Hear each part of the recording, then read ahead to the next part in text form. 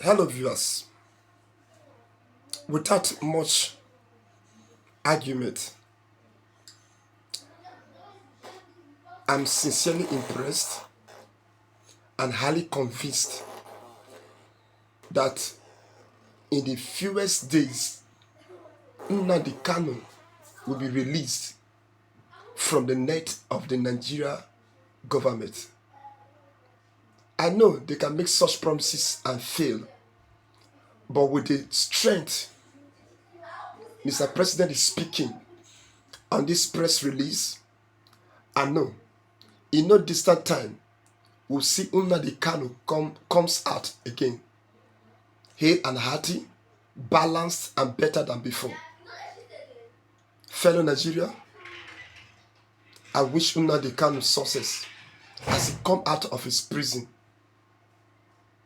Watch the video and see what I'm trying to talk about. Let me be clear. Nigeria respects its bilateral relationships, but we are not a vassal state. I hear you. And I hear our people, mostly Igbo people. I've spoken with Justice Omotosho. Nnamdi Kanu will be released very soon. Not because America said so, but because it's time for Nigeria to heal. Some will call this weakness. I call it wisdom. We cannot keep fighting ourselves forever. The release is coming. Watch and see. I am not here tonight to tell you that Nnamdi Kanu is right about everything. I am not here to endorse the breakup of Nigeria. But I am here to tell you something that no Nigerian president has had the courage to say plainly: your grievances are real. Your pain is legitimate, and we have failed you. But let me ask Nigeria this question. What crime is it to demand fairness? What crime is it to ask for infrastructure? What crime is it to want the second Niger bridge that was promised for decades? What crime is it to demand an end to the marginalization that everyone can see? But we all pretend does not exist. Yes, I know some will say Kanu went too far. I know some will point to inflammatory statements, to violence, to the sit-at-home orders that crippled the Southeast economy. I know all of this, but let us be honest about how we got here. Nnamdi Kanu did not create the anger in the Southeast. He simply gave voice to what was already there. If the Nigerian state had been fair, there would... Now, let me speak directly to my Igbo brothers and sisters. Let me speak to the people of the Southeast. Let me speak to every Biafran who feels forgotten, marginalized, and angry. I know you are listening. I know you have been waiting for this moment. For too long, we have pretended that the wounds of our past do not exist. For too long, we have swept the pain of the Civil War under the carpet and told ourselves that time heals all things. But time does not heal what we refuse to acknowledge. Time does not heal what we refuse to address with truth and courage. Nnamdi Kanu is not just a prisoner. He is a symbol. To some, he is a terrorist. To others, he is a freedom fighter. To millions of Igbo people, he is a voice crying out in the wilderness, a voice saying what many are afraid to say, that something is fundamentally wrong with how we have structured this nation. If the Nigerian state had been fair, there would be no audience for his message. If the Nigerian state had developed the Southeast the way we develop other regions, young Igbo people would not be so desperate for change. If the Nigerian state had given the Ajebo people a sense of belonging, no one would be talking about Biafra in 2025. We created this problem, and now we must fix it. That is why I have decided that Nnamdi Kanu will be released. Not because President Trump demanded it, though I thank him for his concern, not because of international pressure, but because keeping him in detention solves nothing. It only makes him a martyr. It only deepens the anger. It only pushes more young people toward extremism. I've spent weeks in consultation with Justice Omotosho, with security agencies, with traditional rulers from the Southeast, and with prominent Igbo leaders across the nation and in the diaspora. The consensus is clear. We must try a different path. The path of dialogue, the path of reconciliation, the path of justice. But let me be very clear about what this release means and what it does not mean. This release does not mean that Nigeria will break apart. I took an oath to defend the unity and territorial integrity of this nation, and I will keep that oath. Nigeria will remain one nation, but it must be one nation where everyone feels they belong. It must be one nation where the Igbo are not treated as second-class citizens. It must be one nation where your children have the same opportunities as children from any other part of Nigeria. This release does not mean that violence is acceptable. The sit-at-home orders must end. The attacks on security personnel must stop. The destruction of property must cease.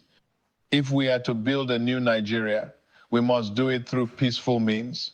We must do it through dialogue, not through guns. We must do it through the ballot box, not through bullets. This release does not mean that Nnamdi Kanu can return to Radio Biafra and continue incitement. There will be conditions, there will be expectations. He will be required to commit to peaceful advocacy. He will be required to denounce violence. He will be required to engage constructively with the Nigerian state to address the legitimate grievances of his people. But here is what this release does mean. It means that this administration acknowledges that we have not treated the Southeast fairly. It means that we are ready to have honest conversations about restructuring this country. It means that we are willing to discuss true federalism, resource control, state police, and all the issues that have been swept under the carpet for too long. It means that we are ready to complete the second Niger bridge, not as a favor, but as a right.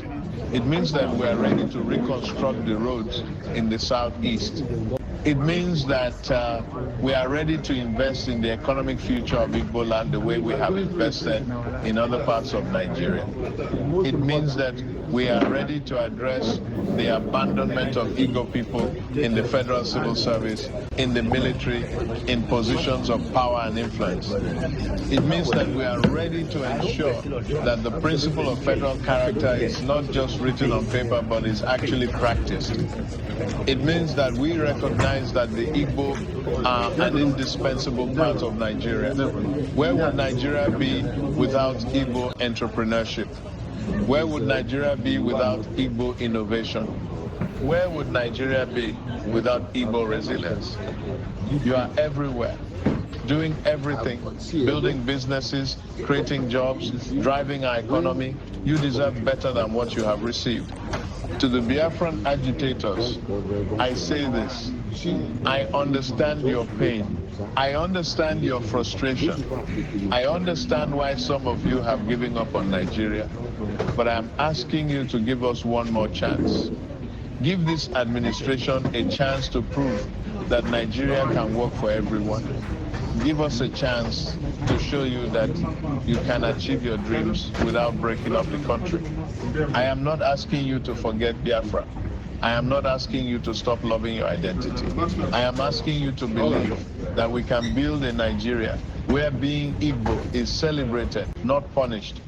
Where being from the South is an advantage, not a disadvantage. Where your children can aspire to be anything they want to be without limitation. To those who say this release is a sign of weakness, I say it takes more courage to pursue peace than to pursue war.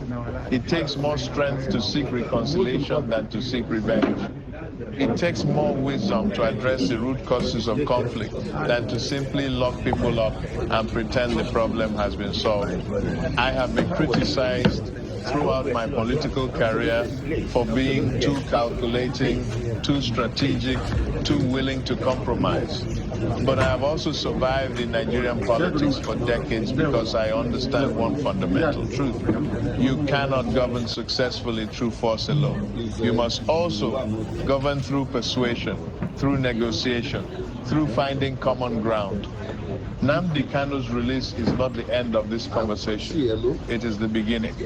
In the coming weeks, I will convene a national conference on the Southeast question.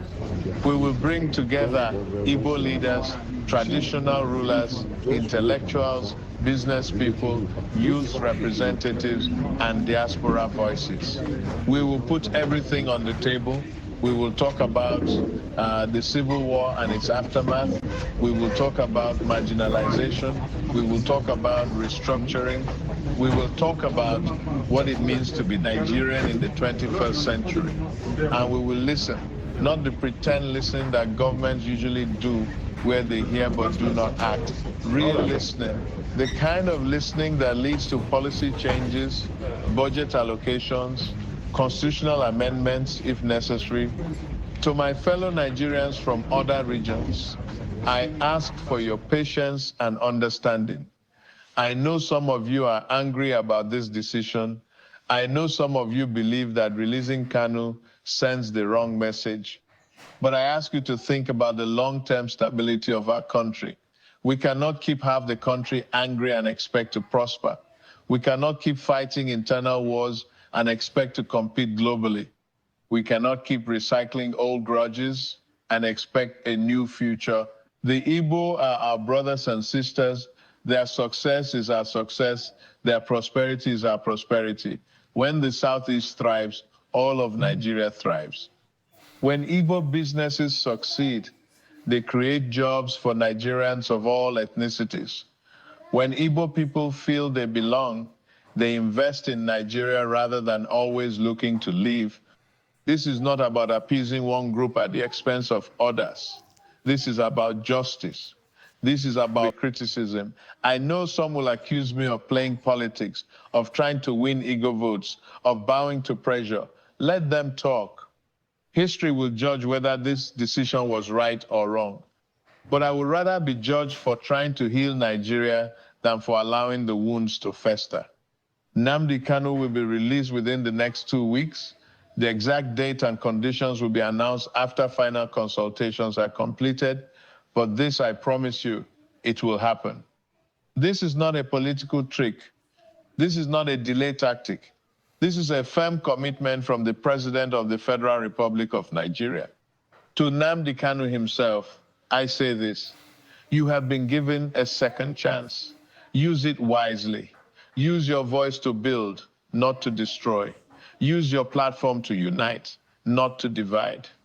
Use your influence to channel the legitimate anger of your people toward constructive engagement rather than destructive confrontation. You have the ear of millions. What you say matters. What you do matters. You can be a force for positive change, or you can be a force for continued conflict. The choice is yours. But know this: Nigeria is watching. Your people are watching. History is watching. To every Biafran, every Igbo person, every Southeast resident who has felt abandoned and forgotten, your president has heard you. This administration will not be perfect. We will make mistakes, but we will try. We will make genuine efforts to right the wrongs of the past and build a better future. Nigeria belongs to all of us. It is time we started acting like it. Thank you, and God bless the Federal Republic of Nigeria. God bless Ndigbo.